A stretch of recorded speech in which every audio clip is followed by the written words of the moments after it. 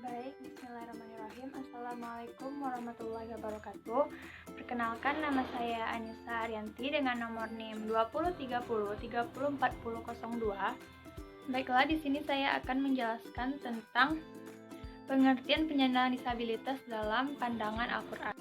Dalam perspektif Islam, penyandang disabilitas diidentik dengan istilah zawil azar atau orang-orang yang berkebutuhan khusus, penyandang disabilitas, dan mempunyai uzur. Yang kedua, B. Ayat Al-Quran yang berkaitan dengan disabilitas. Yang pertama, Quran Surat Al-Fat ayat 17, yang artinya berbunyi, "Tidak ada dosa bagi orang-orang buta, atas orang-orang pincang dan orang-orang sakit yang tidak ikut berperang." Yang kedua, Surat An-Nur ayat 61. Yang ketiga, Quran Surat Al-Baqarah ayat 18.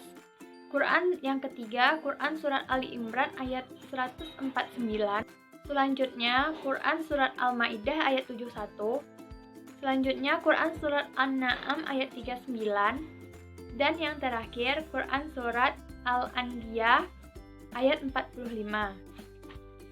Demikianlah penjelasan dari saya, akan dilanjutkan oleh rekan saya yaitu Elvi. Kepada Elvi dipersilahkan. Baiklah, materi selanjutnya yaitu Asbabun Nuzul, sebab turunnya ayat Al-Quran tentang disabilitas. Yang pertama, surah Al-Baqarah ayat 1-2, sebab turunnya ayat di atas. Imam At-Tirmizi dan Al-Hakim meriwayatkan dari Aisyah yang berkata, ayat ini diturunkan berkenaan dengan Ibnu Ummi Maktum, seorang sahabat yang buta matanya. Suatu hari Ibnu Ummi Maktum datang kepada Rasulullah seraya berkata, "Wahai Rasulullah, berilah saya nasihat." Bertepatan saat itu Rasulullah tengah berbincang dengan seorang pembesar kaum musyrik.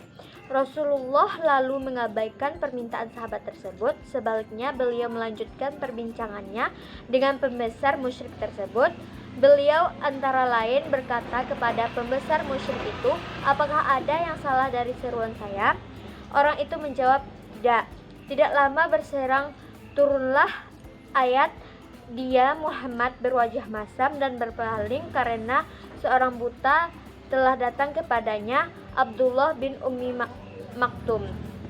Yang kedua, surah An-Nur ayat 61. Sebab turunnya ayat di atas, Abdur Razak berkata, "Muammar memberitahu kami dari Ibnu Abi Najih dari Mujahid bahwa dulu orang menuntun orang buta, orang pincang, dan orang sakit ke rumah ayahnya, rumah saudara lelakinya, rumah saudara wanitanya, atau rumah bibinya, sementara orang-orang yang sakit kronis enggan melakukan hal itu," kata mereka. Selanjutnya, sikap Al-Quran terhadap difabel. Jauh sebelum Islam datang, apa yang sekarang ini disebut orang difabel sudah ada. Al-Quran surah Ali Imran surah ketiga ayat 49 dan Al-Maidah surah kelima ayat 110 menjelaskan bahwa salah satu mukjizat Isa alaihissalam adalah dapat menyembuhkan orang buta sejak lahir dan orang yang menderita penyakit kusta.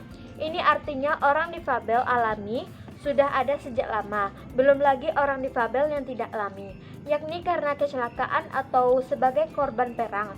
Kecelakaan dan perang bukanlah monopoli kehidupan modern, namun jauh sebelumnya sudah ada. Kaum difabel seringkali menjadi sorotan masyarakat sebagai golongan minoritas yang seringkali dikucilkan atau diasingkan dan juga tidak mendapatkan perhatian penuh dari masyarakatnya sendiri. Hal itu tentu tidak sejalan dengan ajaran Islam. Selanjutnya, disabilitas menurut Al-Quran. Al-Quran tidak ada mengatakan disabilitas, tetapi dalam Al-Quran terdapat ayat-ayat yang mengatakan terhadap seorang manusia yang keadaannya kurang dari yang lain, yaitu umyun, summun, bukmun, dan a'raj. Kata umyun adalah hilangnya penglihatan pada kedua mata atau buta. Kata summun adalah adalah kondisi fisik yang ditandai dengan penurunan atau ketidakmampuan seseorang untuk mendengar suara atau tuli. Bukmun adalah ketidakmampuan seseorang untuk berbicara atau bisu. Dan yang terakhir, kata a'raj adalah kelainan atau kerusakan pada fisik dan kesehatan, misalnya cacat atau pinsang. Baiklah, sekian, terima kasih. Assalamualaikum warahmatullahi wabarakatuh.